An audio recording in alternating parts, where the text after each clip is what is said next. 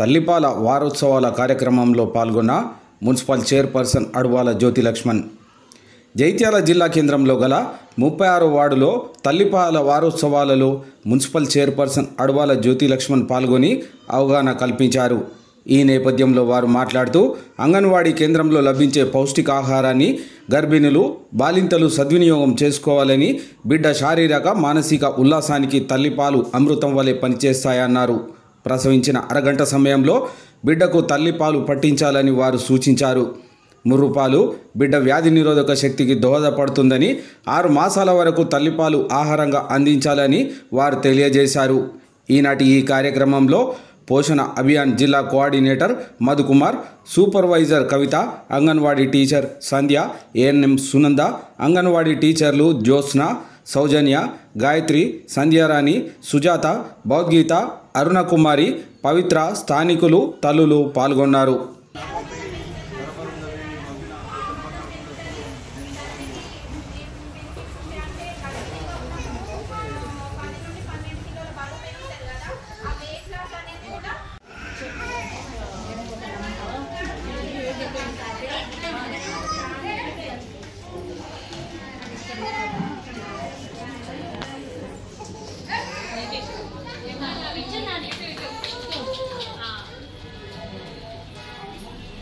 తల్లిపాల వారోత్సవాల కార్యక్రమానికి గౌరవ మున్సిపల్ చైర్పర్సన్ మేడం గారు, అదేవిధంగా విచ్చేసినటువంటి అంగన్వాడీ టీచర్లు, ఆశా వర్కర్లు, ముఖ్యంగా అంగన్వాడీ లబ్ధిదారులు అందరికీ స్వాగతం, సుస్వాగతం. మేడం నా పేరు మధుకుమార్, పోషణ మన మహిళా అభివృద్ధి మరియు సంక్షేమ ఆధ్వర్యంలో గత వారం నుండి, అంటే ఆగస్టు, ప్రతి సంవత్సరం కూడా ఆగస్టు మొదటి వారంలో తల్లిపాల వారోత్సవాలపైన ఎన్నో కార్యక్రమాలు చేయడం జరుగుతుంది. ఇందులో ముఖ్యంగా తల్లిపాల యొక్క ప్రాముఖ్యత మన గ్రామ స్థాయి నుండి కానీ, వార్డు స్థాయి నుండి కానీ, పట్టణ స్థాయిలో కానీ విస్తృతంగా అవగాహన కార్యక్రమాలు చేపట్టడం జరుగుతుంది. ఈరోజు ఇందులో భాగంగానే మనం మన వార్డులోని ఈ యొక్క కార్యక్రమాన్ని మనం నిర్వహించుకుంటున్నాము.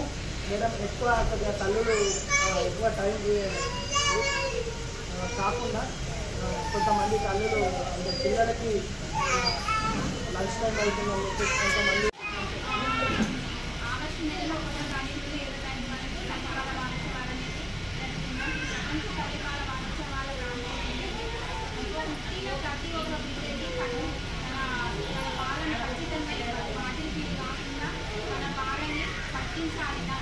దాని గురించి అవేర్నెస్ కానీ, జాగ్రత్తలు కానీ, బిడ్డను పట్టుకునే ఇది కానీ, తల్లిపాల నుండి అందే పోషకాల గురించి వివరించడం అన్నట్టు. చాలా మంది తల్లులు ఏంటంటే సిజేరియన్ అయినప్పుడు సిజేరియన్ అయింది మా అమ్మాయికి, తర్వాత పట్టిస్తామని ఆప్యాయత కానీ, ఆప్యాయత తల్లులు కానీ ఇట్లా ప్రోత్సహించారు.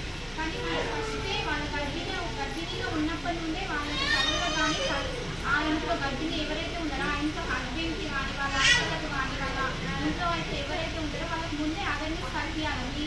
ఇప్పుడు మీ కోడలు ఇట్లా గర్భిణీగా ఉన్నది, తను డెలివరీ అయిన వెంటనే పాలించేటట్టు మనం అందరికీ, మనం తెలిసిన చుట్టాల కానీ, చుట్టాల వాళ్ళ కానీ అందరికీ తెలియజేయాలి. దానికి అవకాశం ఇచ్చినందుకు మన అందరికీ మరి వెలికి అందరికీ కూడా నమస్కారాలండి. నేను మహిళా సాధికారిక కేంద్రం నుండి రావడం జరిగింది. నా పేరు స్వప్న. నేను జెండర్ స్పెషలిస్ట్గా పనిచేస్తానండి. మాకు అందులో భాగంగా బేటీ బచావో బేటీ పడావో అనే ప్రోగ్రాం రావడం జరిగింది. బేటీ బచావో బేటీ పడావో అంటే ఏంటండి, ఆడపిల్లలను రక్షిద్దాం, ఆడపిల్లలని చదివిద్దాం, కాపాడుకుందాం, చదివిద్దాం. అంటే ఆడపిల్లలకు రక్షణ లేదా అండి? ఆడపిల్ల సమాజంలో ఆడపిల్లలకు రక్షణ లేదా? లేదు. ఎప్పటి నుండి లేదు మరి? అంటే ఏ వయసు నుండి లేదనుకుంటున్నాం? 0. తల్లి గర్భంలో ఉన్నప్పటి నుండే ఆడపిల్లలకు రక్షణ అనేది లేదు. ఎందుకు తల్లి గర్భంలో ఉన్నప్పటి నుండి లేదని అంటున్నానంటే, మొదటిసారి కానీ లేదంటే రెండోసారి, మూడోసారి కానీ ఆడపిల్లని తెలిస్తే టర్మినేషన్ అంటే అబార్షన్ అనేది చేయించుకోవడము జరుగుతుంది.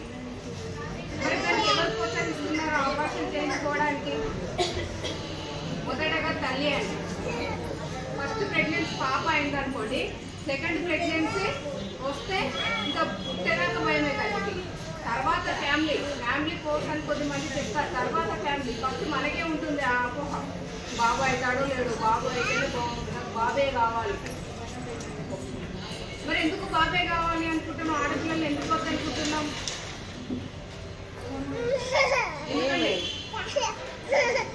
లేదంటే సంథింగ్ ఇంకేదో పనులకు ప్రోత్సహిస్తున్నాం. మరి అది కరెక్టా? ఇప్పుడు అమ్మాయి చదువుకోవాలి, అమ్మాయి గోల్ రీచ్ అవ్వాలి. ప్రతి ఒక్కరికి ఒక గోల్ అనేది ఖచ్చితంగా ఉంటుంది. ఆ గోల్ రీచ్ అవ్వాలని అంటే ఆ అమ్మాయిని మనము చదివించాలి. సరే, మా దగ్గర స్తోమత లేదు మేడం అమ్మాయిని చదివించడానికి అనేది చెప్తారు. స్తోమత అవసరం లేదండి. మన గవర్నమెంట్ అన్ని సదుపాయాలు కల్పిస్తుంది. అవునా? అన్ని స్కూల్స్, మోడల్ స్కూల్స్ ఉన్నాయి, జెడ్పీ స్కూల్స్ ఉన్నాయి, SC ST BC welfare schools ఉన్నాయి. ఈరోజు 36వ వార్డులో తల్లిపాల వారోత్సవాల కార్యక్రమాన్ని నిర్వహించిన మా అంగన్వాడీ సంధ్యారానికి, అట్లాగే మా ఆర్పీ గారికి, అక్కడికి విచ్చేసిన ఐసీడీసీ కవిత గారికి, అట్లాగే జిల్లా కోఆర్డినేషన్ మధుసూదన్ గారికి, మరి ఇక్కడికి విచ్చేసిన 36వ వార్డు ప్రజలందరికీ, మా తల్లులందరికీ, వాళ్ళ పిల్లలందరికీ, అట్లాగే మాకు ఇక్కడికి విచ్చేసిన అంగన్వాడీ టీచర్స్ అందరికీ హృదయపూర్వక నమస్కారాలు. మేడం అయితే చెప్పేసారు మొత్తం. ఇది మాకు దాదాపు రెగ్యులర్గా జరుగుతుంది ప్రోగ్రాం. తల్లి పాలలో ఎన్ని పోషకాలు ఉన్నాయి, ఎంత విలువ ఉంది అనేది ఖచ్చితంగా మీ అందరికీ గత పూర్వం నుంచే అందరికీ తెలుసు.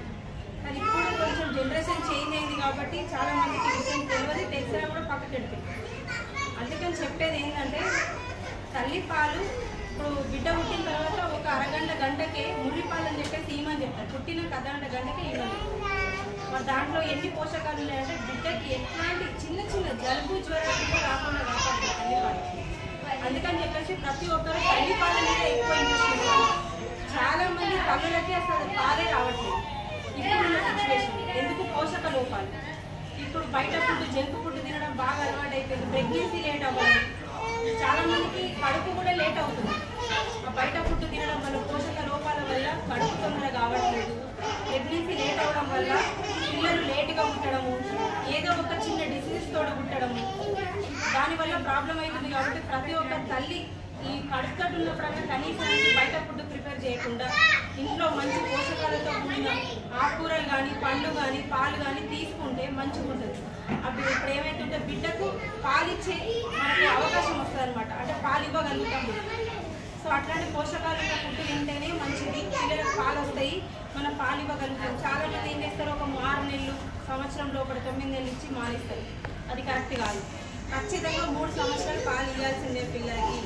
అట్లా ఇస్తేనే రానున్న రోజులలో ఎలాంటి రోగాలు రావు పిల్లలు.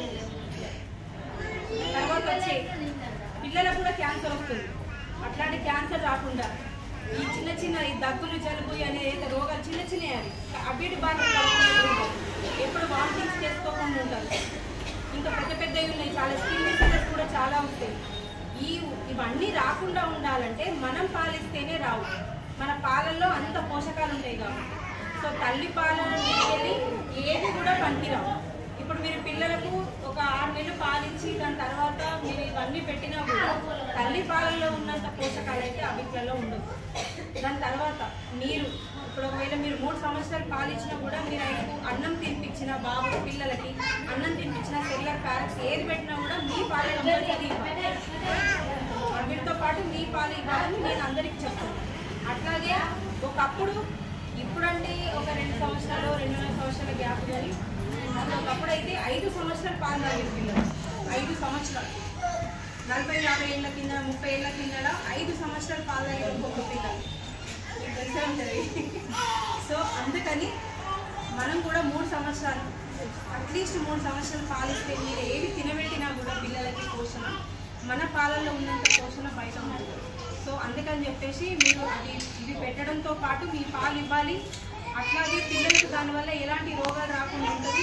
ఇంకొకటి ఏంటంటే నేను చెప్పాలనుకుంటున్న అత్యంత ముఖ్యమైన విషయం ఏంటంటే బిడ్డకి 3 సంవత్సరాల గ్యాప్ ఉండాలని చెప్పేసి నేను చెప్తున్నాను.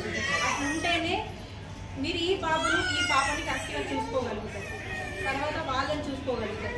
ఇప్పుడు ఈ బాబు సంవత్సరం అయిన తర్వాత మళ్ళీ ఓ సంవత్సరానికి మీరు ప్రెగ్నెన్సీ అయితే ఈ బాబును మీరు సరిగా చూసుకోలేదు, మళ్ళీ ఆ కడుపు చూసుకోవాల్సి వస్తుంది, ఆ ప్రెగ్నెన్సీ మీరు క్యారీ చేయాల్సి వస్తుంది. సో దాంతో ఇబ్బంది, బాబుతో ఇబ్బంది. అందుకని చెప్పేసి ఒకటే మీకు చెప్పేది, బిడ్డకి 3 సంవత్సరాల గ్యాప్ ఉంటే ఈ బిడ్డకి ఏ రంగు ఉండదు, ఆ పుట్టే బిడ్డకు కూడా ఎలాంటి ప్రాబ్లం ఉండదు, కరెక్ట్ పోషకాలు అందుతాయి. మీరు ఫ్యూచర్లో అయ్యో మా చిన్న బాబుకి ఈ ప్రాబ్లం అవుతుంది, ఆ ప్రాబ్లం అవుతుంది అని చెప్పేసి మీరు అనుకోవడానికి ఏముండదు. ఎలాంటి రోగాలు రాకుండా మంచిగా ఉంటారు పిల్లలు అని చెప్పేసి చెప్పడం జరుగుతుంది. అట్లాగే అందరూ కొంచెం పోషక విలువైన ఫుడ్ తీసుకోవాలి. ఇప్పుడు రానున్న రోజులలో మనకి ఎన్ని బయట ఫుడ్ అనేది, ఆహారం అనేది ఎంత కల్తీ అయిందో మీ అందరికీ తెలుసు. ప్రతి ఒక్కటి బియ్యము, నూనెలు, పప్పులు, అన్ని కూరగాయలు ప్రతి ఒక్కటి కల్తీ. కాబట్టి దాంట్లో కల్తీ లేనిది ఏముంది? మరి ఒకవేళ అది కల్తీ అయినా దాన్ని ఏ రకంగా చూస్ చేసుకోవాలి, దాన్ని ఏ రకంగా నీట్గా చేసుకోవాలి, ఏ రకంగా ఇప్పుడు ఆకుకూరలు ఉన్నాయి, ఆకుకూరల్ని ఎట్లా కడిగితే దాంట్లో ఉన్న కెమికల్స్ బయటికి వెళ్ళిపోతాయి. ఇప్పుడు ఆకుకూరల్ని ఒక వాటర్లో ఉప్పు వేసి దాంట్లో నానబెట్టి అప్పుడు ఆకుకూరలు అనేది మనం తినొచ్చు. కాబట్టి ప్రతి ఒక్క ఆహారంలో కల్తీ ఉంది. కాబట్టి కల్తీ లేకుండా మనం ఏం తినాలి, ఆ కల్తీ అయిన ఫుడ్ని కల్తీ లేకుండా చేసుకోవడానికి మనం ఏం చేయాలనేది ప్రతి ఒక్కరు చూసి మీరు అందరూ కల్తీ లేని ఫుడ్ తినాలి, ఆరోగ్యంగా ఉండాలని చెప్పేసి అందరినీ మనస్ఫూర్తిగా కోరుకుంటూ ఖచ్చితంగా తల్లిపాల మీద అందరూ దృష్టి పెట్టాలి. తల్లిపాలు అనేది చాలా గొప్పవి, చాలా పౌష్టికమైనవి, చాలా ఆరోగ్యకరమైనవి. బిడ్డకి తల్లిపాలు ఇస్తేనే బిడ్డ ఆరోగ్యంగా ఉంటాడు. ఎట్లాంటి వ్యాక్సినేషన్స్ కూడా తర్వాత రానున్న రోజుల్లో కొంతమందికి ప్రతి చిన్నదానికి ఈ డిసీజ్ వచ్చింది అని వ్యాక్సిన్ వేయాలి, 5 లక్షలు ఖర్చు అవుతుంది, 2 లక్షలు ఖర్చు అవుతుందని చెప్తారు డాక్టర్లు. సో అవన్నీ మనకు రాకుండా ఉండాలి అంటే మీరు పిల్లలకు పాలు ఇవ్వాల్సిందే. 3 సంవత్సరాలు పాలు ఇస్తే పిల్లలకి ఎలాంటి రోగాలు రాకుండా ఉంటాయని చెప్పేసి ఇది వైద్య ఆరోగ్య శాఖ చెప్తున్న విషయం. సో దయచేసి మీరందరూ ఇది ఒకటి తల్లులు మీరందరూ గుర్తుపెట్టుకొని అందరూ పాలిస్తే చాలా సంతోషం. ఇక రానున్న ఇంకా మీరు ఎవరు ప్రెగ్నెన్సీ వాళ్ళు నెక్స్ట్ అయినా ఆ పిల్లలు కూడా కొంచెం గ్యాప్ చేసుకొని ఉంటే ఇంకా బాగుంటుంది.